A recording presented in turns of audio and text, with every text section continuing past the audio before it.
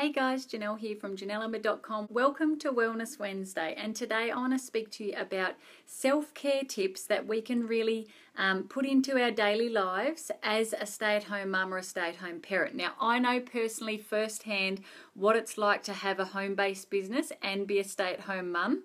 I want to do that long term, and I'm sure that some of you also want to do that long term as well. But it can get to us in a big way. It can be really hard to look after our health and our wellness and our well-being and that sort of stuff if we are stay-at-home parents who have a home-based business. Now, home-based business to me is the best, the best way out there. It's the best industry, the best, being an entrepreneur is obviously the best way that we can, be at home with our kids and still be financially stable for our family. And also you want to have your identity back. You want to be a mum that's, yes, gone through the baby stage, but then what? You want to have some sort of passion or purpose back in your life and have your own identity back.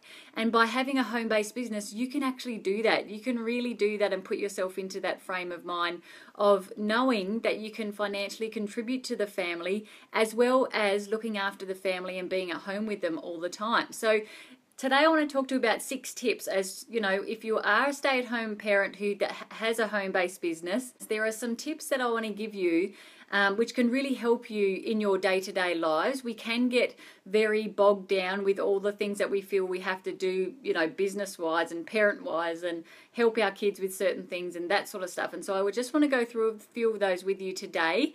And number one is about taking frequent breaks. So I don't know what type of business you have, home-based business you have. I don't know how many breaks you take or how many hours you put into your business within the day. If you have kids at school, then obviously you can put in a lot more hours in the day for your business than if you had kids at home. I know for myself, my kids are at home still, so I might do an hour here or there. I might do 15 or 10 minutes even here or there for my business, and then I do more hours at night when my kids are asleep, or even in the afternoon when they're happily playing. So taking frequent breaks though is really, not only is it good for your thoughts and to get your train of thought back and to take some anxiety out of your day if you really feel pressured or stressed about things that are coming up within your business, but it's also there to help your health. We've got to stand up and give ourselves a break, walk around the house, do something else with the kids, take our mind off it for a little bit. Otherwise, we're going to get too stressed out and overwhelmed. And I've felt that myself. I've felt that overwhelming feeling of, trying to do so much for my business with my kids in my ear and not really taking a break and going, okay, my kids need me. I need to step back and leave my business aside. Let them, tell me what they need, or go and play with them for half an hour and then come back in an hour's time and do a bit more. But I really feel that that's very important to us. Not just sitting in front of the computer, and it's bad for your joints too, not just your mind and your brain, but for your joints and circulation and that sort of stuff as well. So this is, this is where the well-being comes into it. We've got to get up and take those breaks for ourselves and, not have our head just in business mode and not be worrying about our kids, that sort of thing. Now, number 2 is about knowing your limits and asking for help. So as mums, we try to be super mums all the time. We try to take on everything that's put in front of us and everything that's asked of us from different people, whether that's people that are coming to us for our business or people that are coming to us in our home life, or just our partners and our kids wanting us day to day, and we try and say yes to everything. It's so hard to say no to things because you want to try and be the best you are for every person out there that's asking your help. But we've got to learn to say no. We've got to learn to take a step back and look after ourselves first. And if it's something that's not going to serve us in some way and we're saying yes to it, then it's really going to put us back in our business, or it's going to make us miss something with our kids and that sort of stuff. So we've got to learn to say no, take the strain off ourselves and that pressure off, so we don't then again get anxiety and a bit of overwhelm happening in our minds, because you take on too much and it can be really hard to come out of that if you don't sort of step back quickly and say no to a lot of things. So be a little bit selfish. Why not? We need to be a little bit selfish and look after ourselves more. Who's going to be there for our kids and for our family if we all of a sudden get really sick or get run down with something?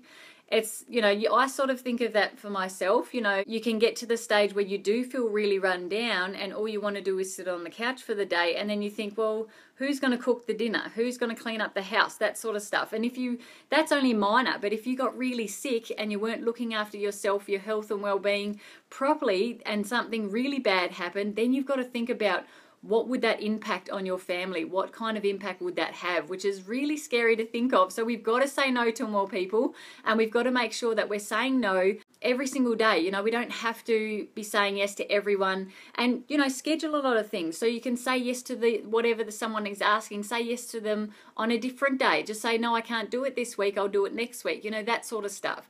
Number 3 is staying connected. So we can get really so bogged down with our business and our kids and our family life that we forget about our friends and our extended families. And I think that, I know that firsthand. I get so bogged down with wanting to do stuff for my business, wanting to grow it more, wanting to do more for it that I know is going to push me forward quicker. But then, you're losing friendships, not losing them, but you're losing touch with them. And then you're not keeping up with what the family are doing, extended family. You're not ringing your parents or your sister and brother and that sort of stuff and asking how they are. So we have to stay connected. And the work at home life,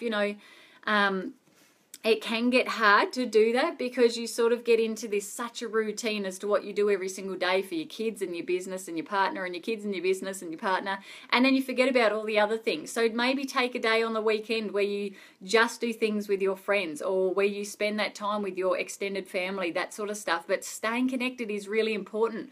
We've got to keep that circle of friends, or even if we're in some sort of a walking group or whatever it may be, a social group of some sort, stay connected with them, because that's your time out, and that's your time to then rest and reflect and before you start another week. So I find that doing that on Saturdays or Sundays really works.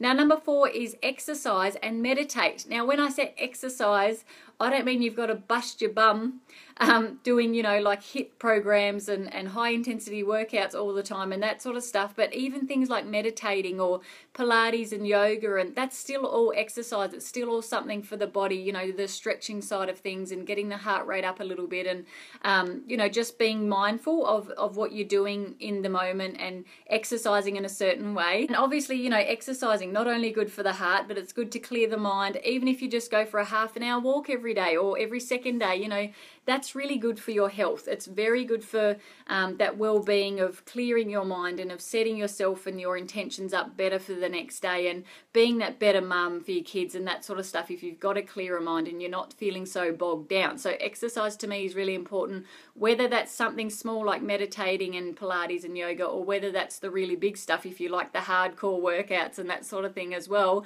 Some people like that because it takes, they're getting rid of all that anger or all of that frustration, or, getting the motivation back that they need to move on for the next day. So that's really good as well. Number 5 is practicing gratitude and journaling. So I absolutely love this. I do journaling every single night, and gratitude is one of the parts of my journaling that I do. And I absolutely think it's so good to lift our thoughts and be really, grateful for what we have in life already. You can't be grateful for the things that you want to come into your life if you're not grateful for what you already have. You've got to have that the gratitudes there. So writing them down, having a journal, that sort of thing, and doing that on a daily basis, just doing that brain dump onto paper can really show, each day show a bit more success in your life. It can show you even small gratitudes, how much you appreciate things so much on a bigger scale. And I think that's really important for a parent. We have to be grateful for the things we already have. Even just having kids, you've got to be grateful for that. Some people can't even be lucky enough to have kids. So it's awesome that if we are a stay-at-home parent and we've got that choice to be able to stay home and have a work-from-home business, why would you not want to be grateful for that? To me, that's something to be very grateful for, and something that I feel that I want to write about every single day. And doing journaling, not just gratitudes, but journaling and doing that brain dump every single day, and affirmations for yourself to make you more positive in life and have a more positive outlook on life is a really important state of mind to be in. And number 6, the last one, is have a to-do list and schedule absolutely everything that you do. So Doesn't matter if you have 1 kid or 6 kids.